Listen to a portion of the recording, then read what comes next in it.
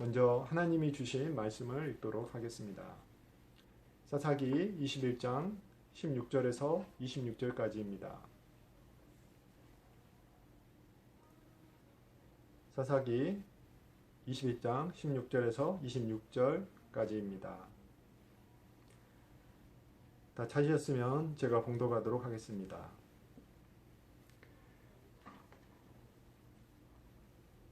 회중의 장로들이 이르되 베냐민의 여인이 다 멸절되었으니 이제 그 남은 자들에게 어떻게 하여야 아내를 얻게 할까 하고, 또 이르되 베냐민 중 도망하여 살아남은 자에게 마땅히 기업이 있어야 하리니 그리하면 이스라엘 중에 한 지파가 사라짐이 없으리라. 그러나 우리가 우리의 딸을 그들의 아내로 주지 못하리니 이는 이스라엘 자손이 맹세하여 이르기를 딸을 베냐민에게 아내로 주는 자는 저주를 받으리라 하였음이로다 하니라. 또 이르되 보라, 베델 북쪽 르보나 남쪽 베델에서 세겜으로 올라가는 큰 길 동쪽 실로에 매년 여호와의 명절이 있도다 하고, 베냐민 자손에게 명령하여 이르되 가서 포도원에 숨어 보다가 실로의 여자들이 춤을 추러 나오거든 너희는 포도원에서 나와서 실로의 딸 중에서 각각 하나를 붙들어 가지고 자기의 아내로 삼아 베냐민 땅으로 돌아가라. 만일 그의 아버지나 형제가 와서 우리에게 시비하면 우리가 그에게 말하기를 청하건대 너희는 우리에게 은혜를 베풀어 그들을 우리에게 줄지니라. 이는 우리가 전쟁할 때에 각 사람을 위하여 그의 아내를 얻어주지 못하였고 너희가 자의로 그들에게 준 것이 아니니 너희에게 죄가 없을 것임이니라 하겠노라 하매, 베냐민 자손이 그같이 행하여 춤추는 여자들 중에서 자기들의 숫자대로 붙들어 아내로 삼아 자기 기업에 돌아가서 성읍들을 건축하고 거기에 거주하였더라. 그때 이스라엘 자손이 그곳에서 각기 자기의 지파, 자기의 가족에게로 돌아갔으니 곧 각기 그곳에서 나와서 자기의 기업으로 돌아갔더라. 그때에 이스라엘에 왕이 없으므로 사람이 각기 자기의 소견에 옳은 대로 행하였더라. 아멘. 오늘 말씀을 나누기에 앞서 지난주 드린 말씀 중에서 다시 말씀드리고 싶은 것이 있습니다. 전도할 때 구원을 보고 싶은 마음으로만 전도에서는 안 된다는 말씀에 대해서 다른 시각에서 한번 말씀드려보고 싶습니다. 빌립보서 1장 18절에는 이렇게 쓰여 있습니다. 그러면 무엇이냐? 거칠애로 하나, 참으로 하나, 무슨 방도로 하든지 전파되는 것은 그리스도니 나는 이로써 기뻐하고 또 기뻐하리라. 아멘. 복음은 전파되는 것은 예수님의 지상명령입니다. 어떤 동기로든지 전도 자체를 나쁘다고 말하기는 어려울 것입니다.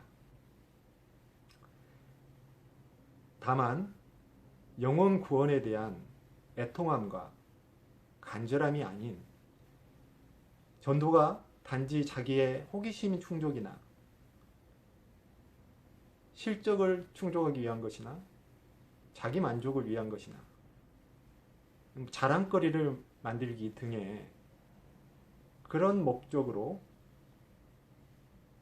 하는 것이라면 그 동기로 인해서 복음을 왜곡하여 전파할 위험이 생길 수 있으므로 이를 경계해야 할 것입니다. 그러면 오늘 말씀으로 돌아가 보겠습니다. 오늘 말씀은 사사기 시대 베냐민 지파를 둘러싸고 일어난 나머지 이스라엘 11지파의 베냐민 지파를 향한 공격과 그 과정에서 일어난 죄악된 참상들에 대한 하나님의 말씀입니다. 사사시대는 아직 왕이 세워지기 전이었고 사람들은 자신의 소견에 옳은 대로 행하였다고 말씀하고 있습니다. 자기의 소견에 옳은 대로 행한 것을 죄악이라고 말씀을 하고 있습니다.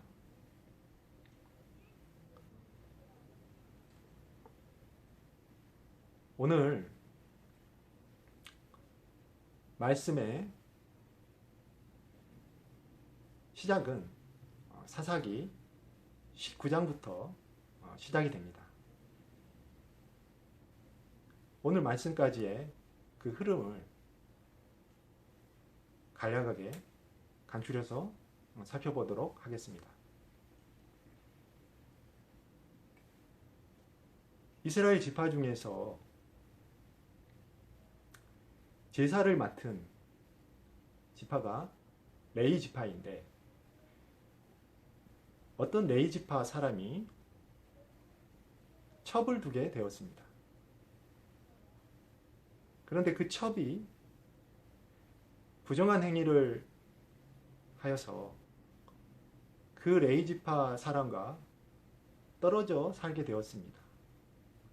그런데 그 레위 지파 사람이 그 떨어져 살게 된 첩을 다시 데리고 돌아오는 과정에서 어떤 일들이 발생을 합니다.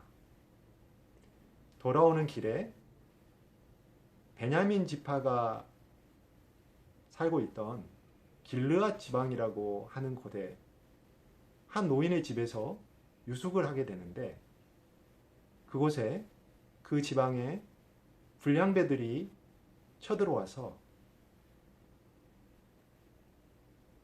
그 레위 사람의 첩을 능욕하는 사건이 발생을 합니다. 그 레위 사람은 다음날 아침 그 첩이 능욕을 당하고 죽은 시체로 발견된 것을 보게 되고 이를 가지고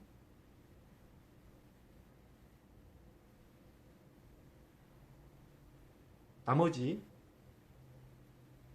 이스라엘 지파들에게 이 사건을 아주 과격한 방법으로 알리게 됩니다. 그래서 베냐민 지파를 제외한 그 11지파의 이스라엘 지파들이 모두 모여서 이 사건을 어떻게 해결해야 되느냐에 대해서 논의를 하고 먼저 그 불량배들을 징계하고 합니다. 그래서 베냐민 지파를 찾아가서 그 불량배들을 내놓으라 요구를 하는데 베냐민 지파가 이를 거절합니다. 그래서 이 11지파는 이 사건을 다시 논의하고 베냐민 지파를 모두 공격하기에 이르는 것입니다. 그런데 처음에는 베냐민 지파가 두 번에 걸쳐서 승리를 하다가 결국 하나님께서 세 번째 전투에서 베냐민 지파를 내어준 바가 되셔서 베냐민 지파가 패배하고 그리고 남아있는 모든 베냐민의 족속들이 남녀노소를 불문하고 모두 죽임을 당하게 됩니다. 그런데 베냐민 지파의 전투에 참가했던 장정들 중에서 600명이 전투에서 도망을 가서 살아남게 되는데, 그때 이스라엘 11지파는 같은 동족이었던 이 베냐민 지파의 멸문에 대해서 갑자기 슬픈 마음이 생기게 되는 것입니다. 그래서 이 남은 600명을 살려주고, 그리고 또한 멸문을 면하기 위해서 결혼을 시켜서 그 후손들을 만들어 주려고 결정을 합니다. 그런데 이 11지파는 공격을 시작하기에 앞서부터 자신의 딸들은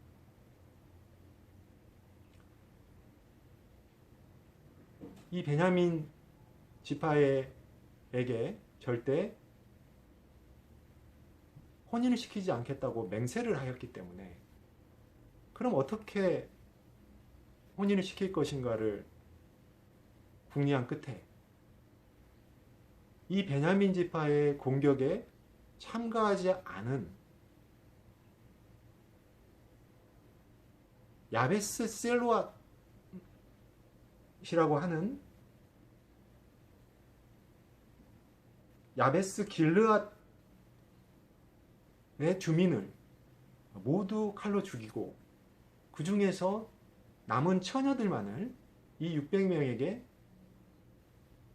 혼인시키기로 또 결정을 합니다. 그런데 남은 처녀들이 400명밖에 되질 않습니다. 그러면 또 200명이 부족을 합니다. 근데 그 200명을 또 어떻게 혼인을 시킬까를 궁리한 끝에 실로라고 하는 지역에서 여호와의 명절을 위한 축제와 잔치가 벌어지는데, 그때 베냐민 지파 그 장정들에게 포도원에 숨어 있다가 그 춤추고 있는 처녀들을 몰래 납치해서 데려가서 혼인을 해라, 이렇게 명령을 내리고 그러한 명령을 따르게 되는 것입니다.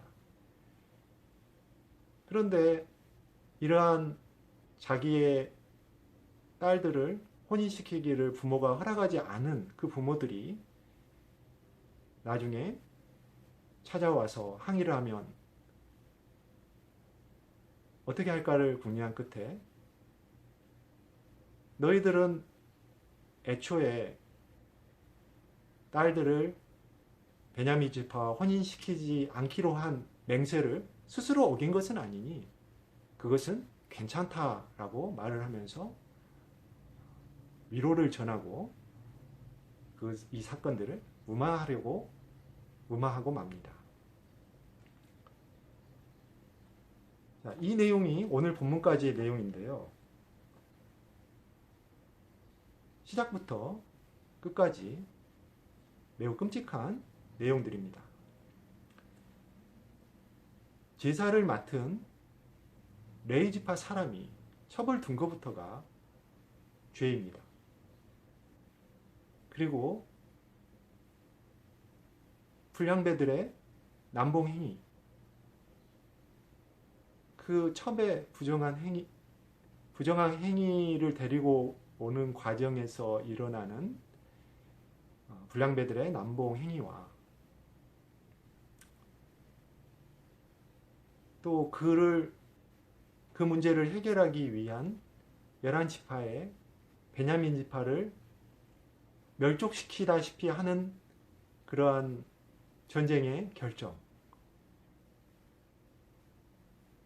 그리고 남은 장정들, 베냐민 장정들 600명에게 혼인을 시키기 위해서 선택한 그런 방법들까지 어느 하나 정상적인 것들이 없어 보입니다.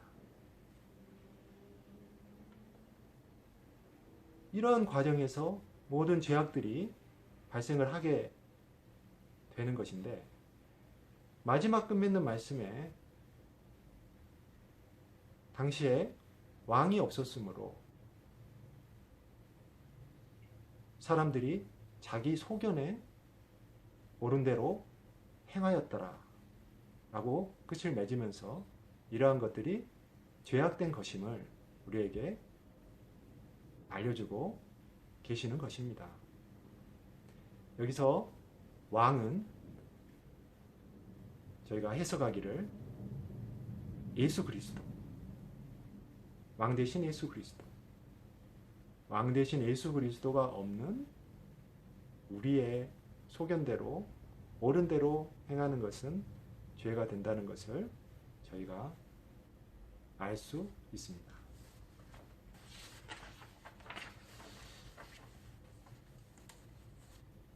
자기 소견에 옳은 대로 행하는 것이 사사시대만의 죄입니까?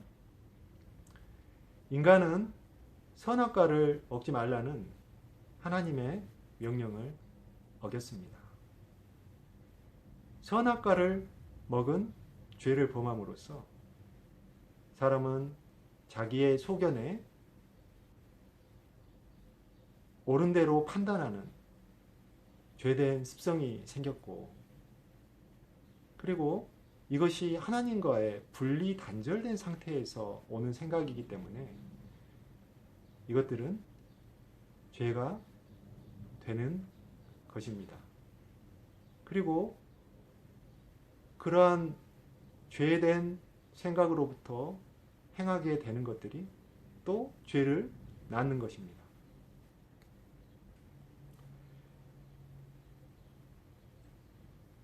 야고보서 1장 15절을 보면 욕심이 잉태한 즉 죄를 낳고 죄가 장성한 즉 사망을 낳느니라 라고 말씀합니다.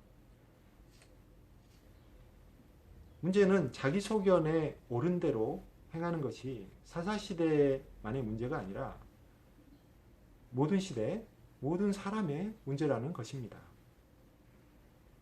로마서 3장 23절을 보면 모든 사람이 죄를 범하였음에 하나님의 영광에 이르지 못하더니 라고 말씀합니다. 우리 중에 자기 소견에 옳은 대로 행하는 죄성을 가지지 않은 사람은 없습니다.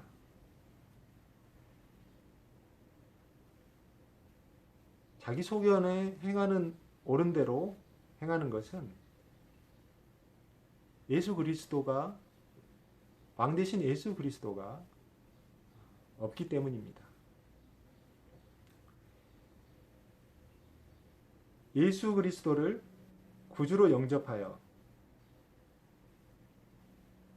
그 빛 가운데 거하는 사람은 성령님의 조명에 의해서 자기 소견에 옳은 대로 행하는 것이 죄가 된다는 것을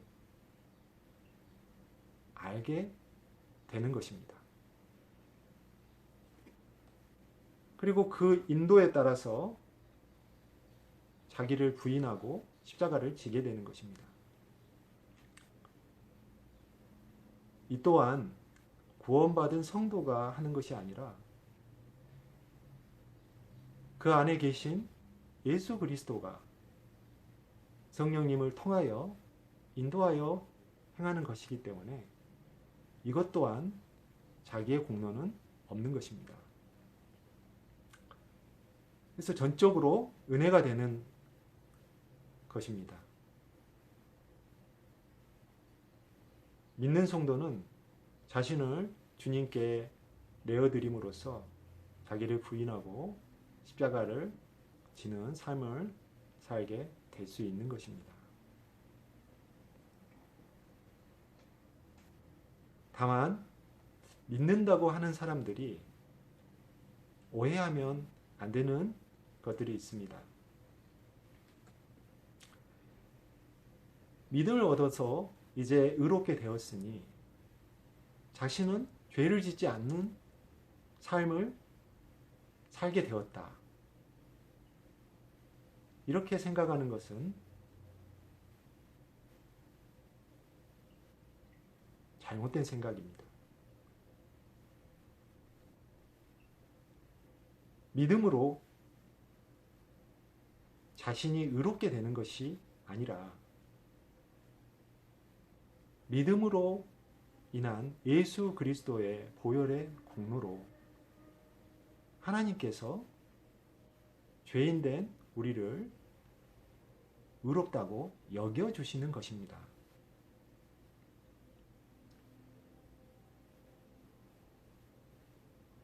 하나님께서 의롭다고 여겨주시는 것을 자신이 의롭게 되었다라고 생각을 하게 되면 다른 사람을 정죄하기가 쉽게 됩니다.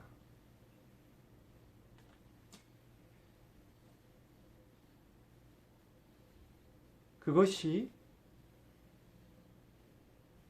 자기의 소견대로, 자기의 소견의 어른대로 행하는 것과 같은 것입니다. 그래서 저희는 구원과 은혜에 대해서 오해를 하고 그것이 마치 자기의 공로처럼 생각을 하면 안 되겠습니다.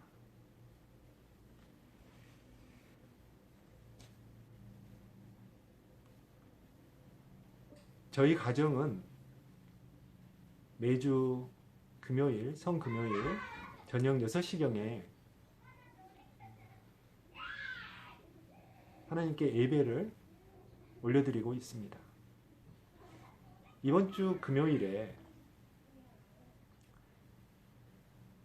예배 시간 1시간 정도 남겨두고 오후 5시경에 아이들을 데리고 킥보드와 자전거를 타러 나갔습니다. 그런데 킥보드를 타다가 아이가 2번이나 넘어졌습니다. 너무 신나게 흥분해서 타다가 넘어진 것인데 저는 그것이 그 아이의 부주의로 인한 것으로 여겨졌습니다.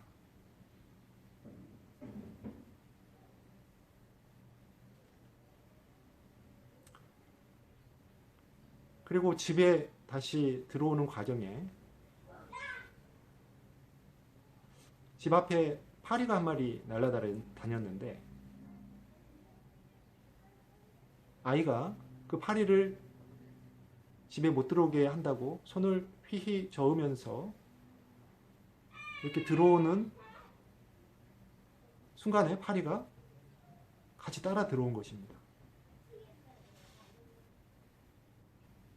그 파리가 들어오니 집안에 파리를 잡기 위해서 또 소동이 벌어졌습니다.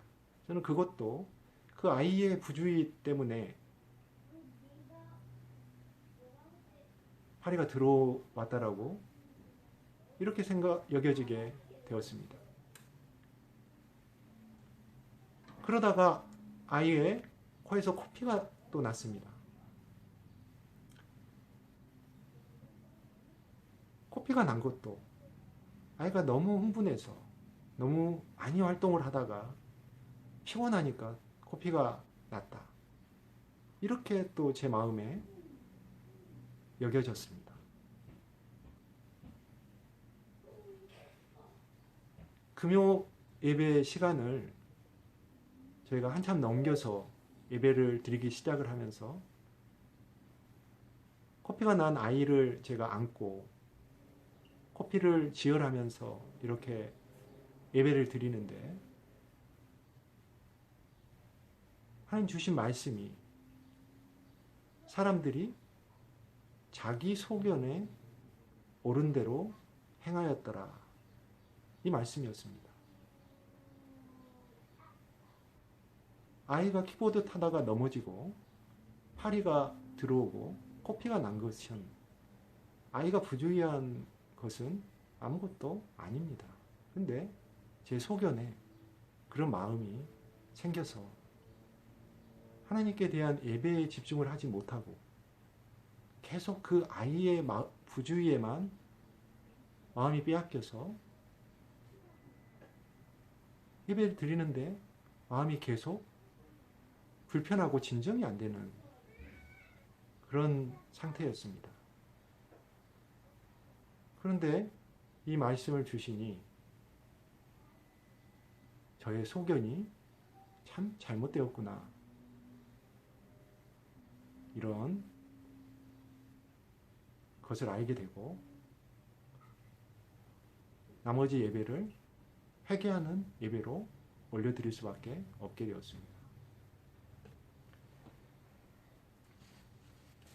자, 오늘 말씀을 정리해 보겠습니다. 사람이 자기 소견에 옳은 대로 행하는 것은 사사시대에 횡행하던 큰 죄였습니다. 그런데 자기의 소견에 옳은 대로 행한 것은 왕이 없었기 때문입니다. 자기의 소견에 옳은 대로 행하지 않기 위해서는 왕 대신 예수 그리스도가 필요한 것입니다. 자기 소견에 옳은 대로 행하는 것이 사사시대만의 문제가 아니고 모든 시대, 모든 사람에게 적용되는 말씀입니다. 오직 예수 그리스도를 주와 구세주로 영접하고 그분에게 자신의 주권, 모든 통치권을 내어드리는 것만이 자기의 소견대로, 자기의 소견에 옳은 대로 행하는 죄된 속성과 죄의 지배에서 벗어나서 그러한 자기 소견, 자기를 부인하고 십자가를 질 수 있는 그러한 삶으로 저희를 초청하는 것입니다. 그럼으로써 저희는 참으로 빛 대신 예수 그리스도 안에 거하고 행함으로써 참 생명과 참 기쁨을 누릴 수 있게 됩니다. 오늘 말씀을 따라서 이제는 빛 대신 예수 그리스도 안에 거하심으로써 자기 소견에 옳은 대로 행하시는 것이 아니라 예수 그리스도께서 말씀하시는 대로 성령님이 그 말씀을 통해서 조명하시는 대로 사시면서 참 평안과 참 기쁨을 누리시는 축복이 모든 분들에게 임하시기를 주의 이름으로 축원합니다.